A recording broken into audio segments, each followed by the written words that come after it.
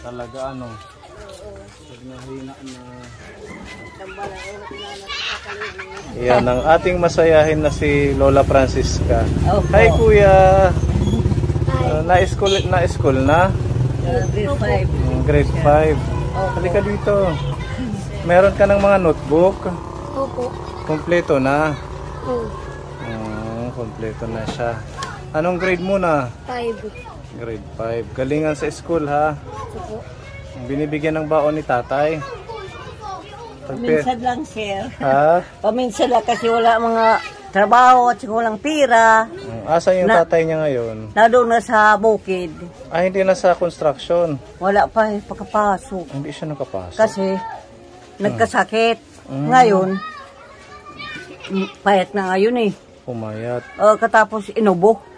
Hindi pa rin gumagaling sa Oo, ginaling siya. Kaso lang ang pagtrabaho. Inulanan, katapos sa araw. Nabinat. Yun, bumalik ang sakit niya. Yun, paminsan nga, umiiyak ako sa kanya noon.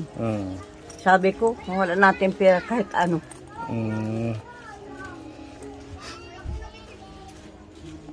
Wala natin magagawa kasi wala natin pera eh. Pero pasensya na kamo. Ganyan na pag nag-iisip ng buhay namin. Kasi ilan buwan na hindi sila kapasok.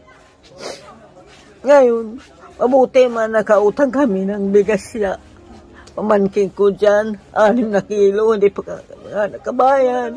Ngayon, nagsabi lang ako siya na napasensya ka muna, Mariani. Hindi pa ka makakabayan sa inyo. Naiintindihan ko kayo lahat. Sabi, salamat. Yun na nga. Katapos, sabi ako sa kanya, pag kami ng pera, makakabayad ako sa'yo. Yan ang inanong ko. Ano ang trabaho ngayon niya sa bukid? Anong ginagawa? Inanong ko siya ng kopra, kahit kaunti lang kasi nanakaw yung mga niyoga namin doon. Saan banda? Doon sa Kanmadlong, doon sa malapit sa Goad sa Dini. Yun nga, baryo dyan sa... So naglulukad siya? Oo. Sabi daw niya, ambot kung kuha sila ng 300 o sino kulang. Grabe pa man din ang lukad ngayon, ang mura. Mura talaga, sir. Mas maganda nga ibenta na lang ng yung sa palengke na mas mabuti na lang kung mayroon kasi doon. Ang bentahan sa palengke pag tayo ang bibili na 20 pesos ang isa. Ngayon pa naman yung kilo ng bigas, 57 po. Ang mahal na ng bigas mahal na ngayon. Yun na nga ang inaano ko eh. Kaya napapahaluha na lang si nanay dito sa ating pagtaas ng mga bilihin. Mahirap talaga ang ganyan na wala namin ngani. Kahit, sir, hindi ko na sasabi sa inyo. Alam mo naman ngayon. Laban lang. Basta... nga, kahit sabi ko, kahit gano'n kami, walang trabaho at saka mawala ang Diyos, hindi kami magkasakit. Malusog lang, yan ang mahalaga. Yun lang ang inaano namin, sir. Nagtitinda ka ng mga ganito? Yun lang, kasi libangan ko lang yun maliit. Tapos, ano ito nanay, yung itim? Yung pag ano yan sa, pag may kinukulam, o sinong pag ano yan sa... Ano siya, bato? Kamangyan yan. Kamangyan? Nang ano nga, apo, anong niyo sa mga... Ano yun, parang papausukin? Oo, yun ka na pausok yan. Kasi hindi ko na... Hindi nagpapakawala. Itong isa, ano ito? Yung parang kulay yellow? Insinso yun. Insinso? Oo, mag-ano sila yan yung dalawa. Magka-partner. Kasi nagagamot rin ako eh. Pag naghihilot, opo. Yung inaano ko kasi, mabili yun sa akin dito. Yun. Maganda sana ito, malagyan ng paninda kung meron lang tayong pondo para kay Lola. Para meron kayong magkakaabalahan. Yun na nga, sir. Paano wala naman ano ko eh. Tapos dito meron ng ganyan, screen. Lalagyan na lang. Ano pa? Harapan ng kalsada. Sino yung kaibigan mo? Halika kuya, ano pangalan ni kuya? Ano daw? Ang pangalan mo? Mundoy? Mundoy. Na-eskwela yung Mundoy? Oo. anak natin. Si Rio. Wala daw dito ang nanay niya at tatay nagtatrabaho sa Sawang sa downtown. Oh, bigyan mo ng pang-snack, oh.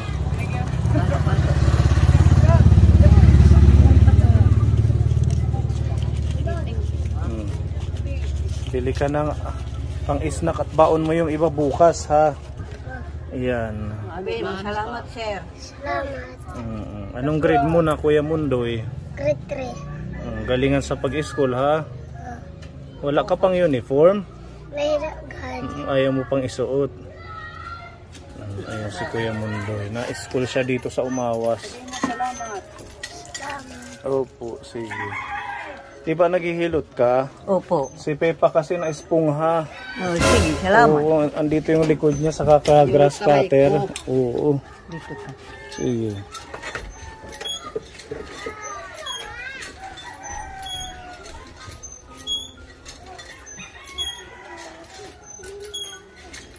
Sigurado ka yan.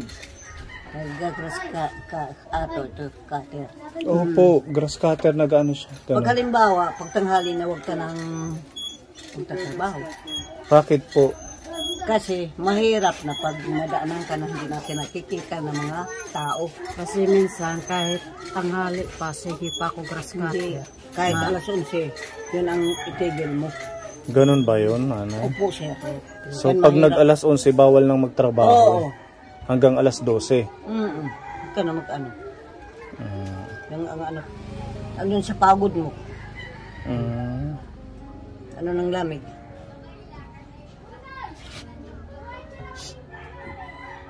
Ang tagal niya nang iniinda yan, nanay. Sabi ko punta tayo kay Nanay Francisca para mathilot.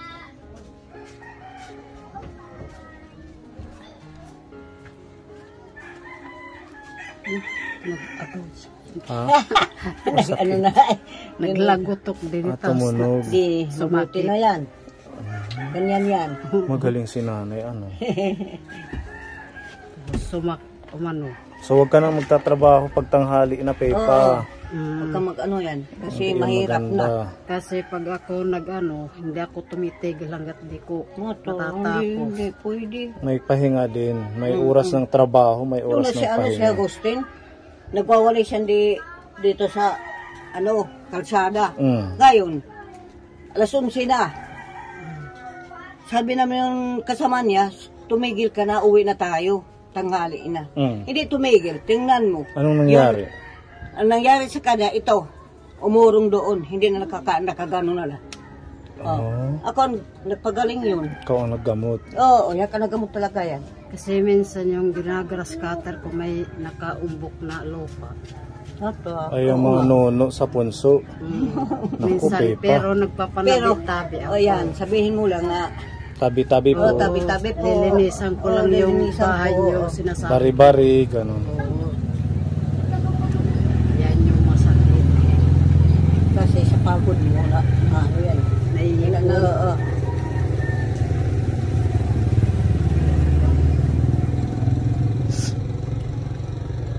Ayan, sa mga katim natin, dapat pag alas 11, break na talaga.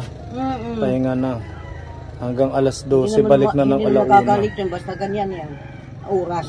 Bakit may mga dumadaan gano'n, nanay? Oo, at saka, pag halimbawa nakaupo ka, may parang hangin na ano sa'yo, tao yan. Hindi Tao mo yan. na nakikita. Mga elemento. Opo.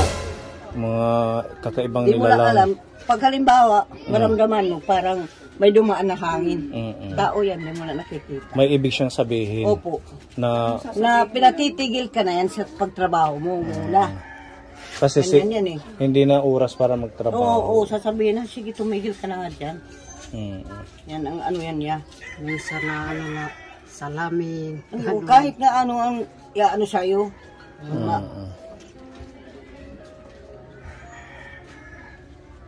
Halika. Halika dito.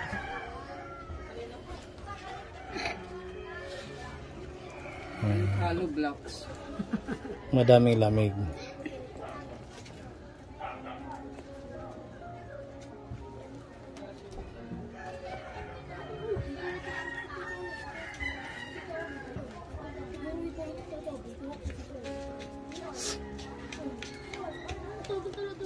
Pero, kay ngayon lang ko hinilot.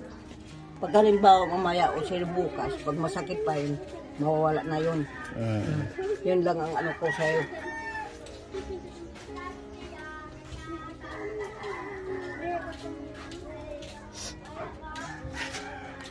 Anong nararamdaman mo, Pepa? Medyo okay na. Nung tumunog dito. Alam mo, ito, galing na doon. Kasi yung mga ano natin. Ano yan, mawawala na yun.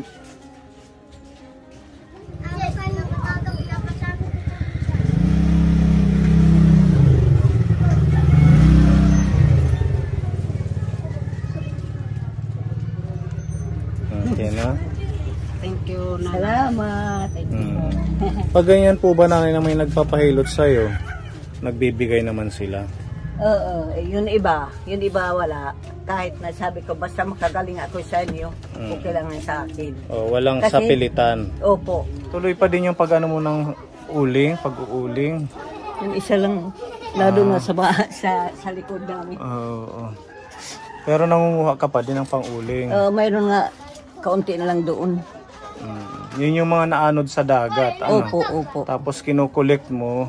Tapos ang iniipon at saka ginuuling naman. Saan mo inuuling? Doon din sa Doon sa may bahay na Malapit- malaki na up and down. malapit sa Doon dagat. Oo, nasa baybay.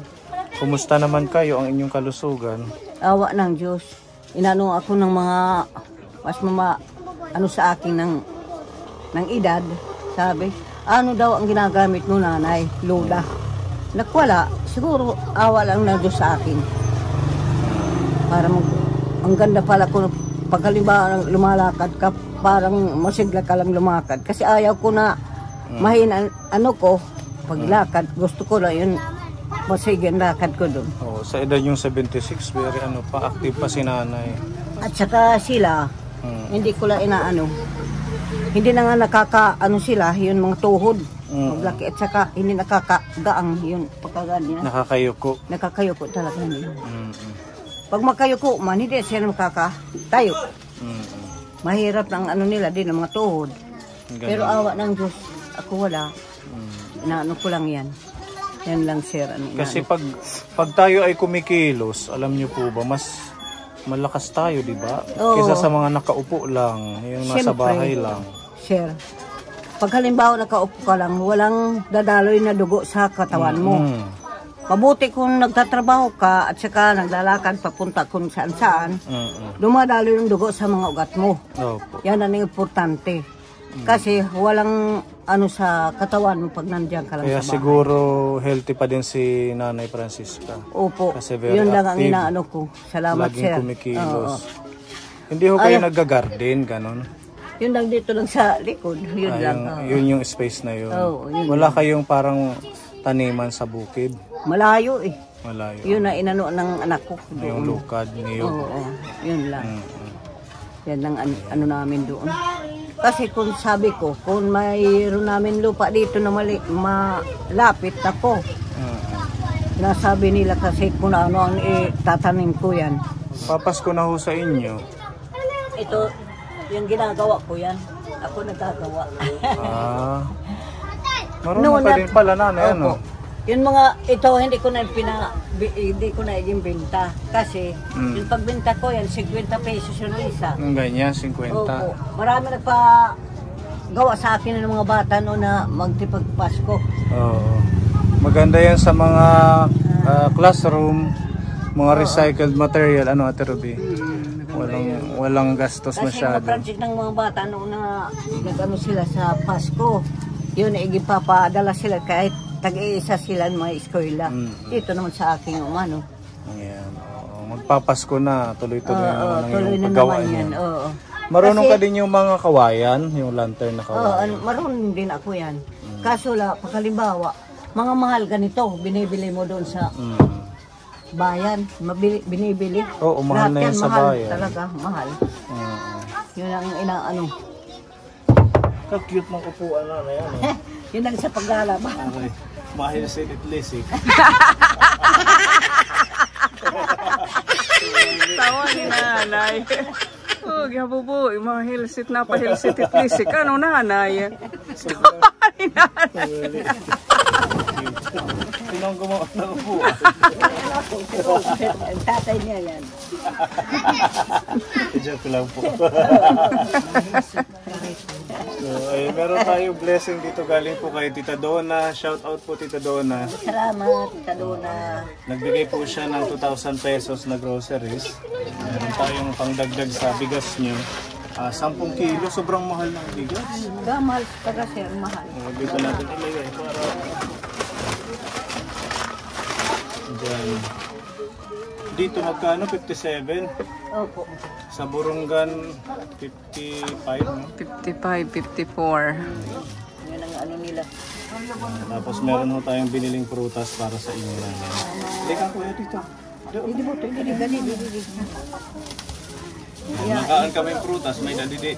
Saging, orange at saka mansanas. Yan, pagmamahal ni Tita Donna. Meron hong tinapay na snack po kayo. Tsaka ito, isang tray na itlog. Iyulain paglalagaon. Tapos pwede pagprito hit aga para may niya mga almusal. Ito naman, yung nandun na nakasabit mantika yun. Oo, Bawang bawang sibuyas. sibuyas. Para may pangluluto sila. Ayan, yung mga noodles. Display natin sa tindahan mo. Kuya, halika dito. Thank you. Biskuit, pita, tapos udong, miswa. Ayan, meron pa tayong biniling Milo. Ito, peanut butter pa naman ang tinapay. Meron tayong asukal. Meron sabon. Ayan, makadagdag sa pagkain po ninyo. Paminsan nga, sir, tatapat ko sa'yo. Paminsan, sa gabi, hindi kami nakakain. Maano lang, pag may halimbawa, yung anak ko mayroon kaunting kanin, ito naman nahingi na lang doon. Kailangan makahanap na ng trabaho yung anak niyo. Yun na nga, mag-ano na yan kasi magaling na. Maghahanap yun ng trabaho. Kasi Awa mahirap ng yung Diyos. tatlo kayo, walang maghahanap buhay, di ba? Salamat, Tita Donna, sa bigay mo sa amin lahat. Salamat sa Diyos, salamat sa inyong lahat. Awaan kayo ng Diyos, awaan kami rin ng Diyos para mabuhay ng habang panahon. At malusog lang tayo. Malusog na tayong lahat. Ayan, welcome po. Pinapaabot din ni Tita Donna 500 pesos. Pambili nyo ng ulam. Salamat, sir. Salamat, Madonna. Salamat sa inyo. Kuya, halika. Para may baon ka. Halika ng baon, biskuit. Pagpag mo na rin ito galing sa Timponi, pangbili ng... Salamat. Salamat sa lahat. Salamat. Ayan. Thank you po kay Tita Donna sa blessings kay Nanay Francisca Salamat, Tita at kay Donna. Mahal ko kayong lahat. Salamat, Tita Donna. Welcome. Bakit tinawag na Lumi? Kaya ganyan ang mga ano, iba naman luming. Luming. Ang pangalan niyang tunay, Illuminado. Illuminado. Dapat Ilo. Ano? Hindi Lumi. Kilo, marami ka kilo. Kuya. Sabi ng mga bata, Ah, yung mga parang magi na lumi. oo, parang yung Lumi, sabaw, kinakain. di ba? Yung pang ano sa hangover. Oo, yung lumi, banggi. Salamat. Kung naman si Kuya, Tsaka mabait basta siya. magpakabait ka. Mabait siya sa lola niya. Okay nanay ha, hindi na kayo Sige, magtatagal. salamat. Ingat kayong lahat. Mag-ingat din kayo. Babalik na lang tayo kung meron tayong para sa inyo Sige, na ayuda. salamat. Salamat. Para makadagdag sa buwan nilang pangangailangan. Uwi ko na lang yung apo mo. Niligan. Ampun. Taga-Burungan ka na. Ampunin. Naampunin ka, gusto mo dun sa Burungan. Ayaw niya, Ate Rolly. Gusto mo? Walang ano kay Lola, makakasama. Wala kang makakasama pag ano mo. Wala akong mauutosan diretso. Huwag na, doon na lang si Bibi Glitchy. Ha? Okay, sige po ano. Sige. Bye-bye, Nanay. Salamat. God bless Ingat you. kayong lahat. Bye-bye, Lumi. Bye-bye muna. Bye. Thank you, Tita Donna. Thank you, Tita Duna.